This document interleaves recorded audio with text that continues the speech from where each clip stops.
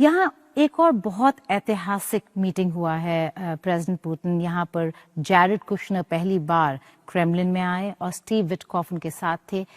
क्या बातचीत हुई जानना चाहेंगे, क्योंकि काश मैं उस कमरे में होती, क्योंकि हम यहीं पर थे और सुन पाते क्या हो रहा है। लेकिन क्या था उस पूरे मीटिंग का अंजाम?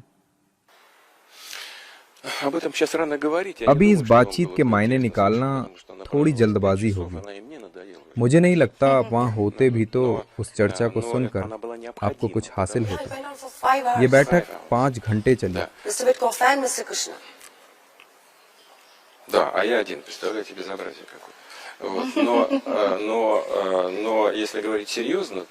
मैं खुद इतनी लंबी बैठक से ऊब गया था, पर यह बैठक जरूरी थी। और जरा सोचिए, इस पूरी बैठक में विटकॉफ और कुशनर के साथ मैं अकेला था। पर सच कहूं तो ये एक बेहद अहम बैठक थी। हालांकि इस बैठक में राष्ट्रपति ट्रंप के साथ अलास्का में हुई बैठक से पहले हुए समझौते और उससे जुड़े बिंदुओं पर ही बातचीत हुई।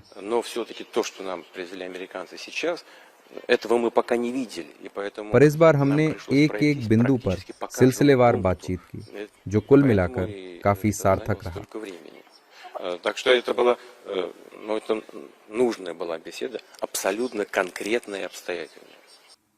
नहीं, पर चलिए मैं इस सवाल को थोड़ा पलट के आपसे पूछती हूँ। राष्ट्रपति पुतिन, किस पॉइंट पर जाकर बात अटकी? अगर विटकॉफ और जैरेड कुशनर दोनों आपसे 5 घंटे, जैसा कि बताया 5 घंटे आपकी उनसे बातचीत चली है, किस बिंदु पर जाकर डिसएग्रीमेंट हुआ? मतलब मामला नहीं निपटा, सहमति नहीं बनी? हाँ, ऐसे कई मुद्दे रहे जिन्हें लेकर विरोधाभास था। ये एक बेहद पेचीदा विषय है जिसकी जिम्मेदारी राष्ट्रपति ट्रंप ने खुद पर ली है। मैं इसे लेकर कटाक्ष नहीं कर रहा, मगर दोनों पक्षों को एकमत करना एक बहुत जटिल काम है।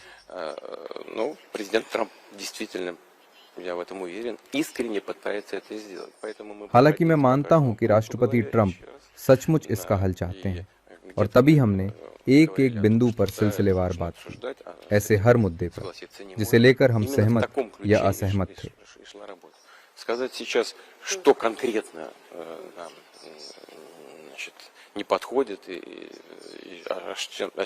फिलहाल अभी कुछ भी कहना जल्दबाजी होगी, क्योंकि इसका कुछ भी निष्कर्ष निकालना राष्ट्रपति ट्रंप की देखरेख में हो रही बातचीत में बाधा डाल सकता है।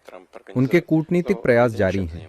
उन्होंने पहले यूक्रेन के प्रतिनिधियों से बात की, इसके बाद वो यूरोप गए, फिर वो हमारे पास आए, और इसके बाद वो यूरोपीय हितधारकों और यूक्रेन के प्रतिनिधियों से दोबारा बात करेंगे।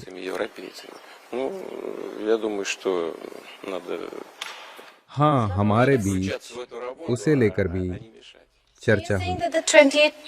So you're saying the 28-point peace proposal is now not on the table, but there were leaked conversations. हालांकि बाद में उन्होंने उन 28 बिंदुओं को 27 में बदला, फिर उन्हीं को 4 पैकेजों में परिवर्तित कर उन पर चर्चा की। हालांकि वो पूरी तरह उन शुरुआती 28 बिंदुओं पर ही आधारित थे। राष्ट्रपति पुतिन, इससे पहले आपने मुलाकात की थी राष्ट्रपति डोनाल्ड ट्रंप से अलास्का में, जहां पर शांति समझौते को लेकर दावे हो रहे थे, और आपकी बातचीत क्या हुआ था अलास्का में, और कहां पर जाकर सहमति बनी, कहां नहीं बन पाई? हाँ, बिल्कुल ऐसा ही था। हमें एक एहसास था, बल्कि सिर्फ एहसास से भी ज्यादा मुझे कोई शक नहीं था कि राष्ट्रपति ट्रंप की एक सच्ची इच्छा है। खैर, आइए इस बारे में बात न करें कि इसका कारण क्या है या किसने इस सच्ची इच्छा को प्रेरित किया, लेकिन यह निश्चित है कि वो मौजूद है। संयुक्त राज्य अमेरिका और राष्ट्रपति ट्रंप वास्तव में, उनके पास ये समझ है कि ये क्यों समाप्त होना चाहिए और जितनी जल्दी हो सके। इसी क्रम में मानवीय मुद्दों की बात करें तो मेरा दृढ़ विश्वास है कि ये उन वजहों में से एक है जिसके पीछे राष्ट्रपति ट्रंप का व्यवहार है, क्योंकि वो हमेशा कहते रहे हैं, और मुझे यकीन है कि ये सच है, कि वे नुकसान को कम से कम रखना चाहते हैं, और मुझे यकीन है कि उनके मन में इसके मानवीय पहलू भी हैं, लेकिन इसके अलावा भी कुछ विचार हैं, राजनीतिक और आर्थिक दोनों, और मुझे यकीन है कि अमेरिका कोई समाधान खोजने की कोशिश कर रहा है।